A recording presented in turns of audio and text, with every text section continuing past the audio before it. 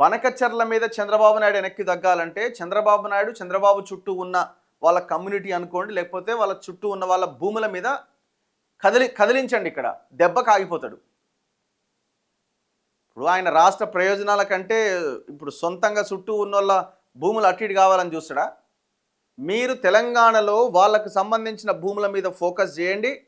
చంద్రబాబు నాయుడు వెనక్కి తగ్గకపోతే అడగండి. మనకసరలేదు వేసరలేదు, మనకు వచ్చిందిరా నాయన ఈ బాధ అని సైలెంట్గా ఉంటాడు. ఆ పని ఎందుకు చేయలేకపోతున్నాం మనం? ఎందుకు చేయలేకపోతున్నాం? ఎంత ఘోరం అంటే ఈ భూములు అనగానే మేము ఈ వంశీరామ్ బిల్డర్స్కి సంబంధించిన ఎక్కడిది ఏదో ఉండే కదా, అది మ్యాన్ హట్టన్ పేరుతో వంశీరామ్ బిల్డర్స్ ఒక ఇది కడుతున్నాడు.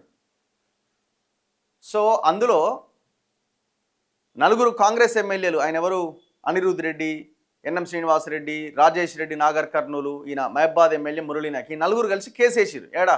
హైకోర్టులో. హైడ్రా మేము కంప్లైంట్ ఇచ్చినా పట్టించుకుంటలేదు, అసలు ప్రభుత్వం ఫెయిల్ అయింది అన్న కోణంలో కాంగ్రెస్ ఎమ్మెల్యే, అధికార పార్టీ ఎమ్మెల్యేలు వెళ్ళి కేసు వేసిరు. మనం నెక్స్ట్ డే అక్కడికి వెళ్ళి అసలు ఏంది అని చూస్తే మొత్తం అంతా ప్యూర్లీ గవర్నమెంట్ ల్యాండింగ్. దాంట్లో ఒక్క ఇంచు భూమి కూడా వాంది లేదు.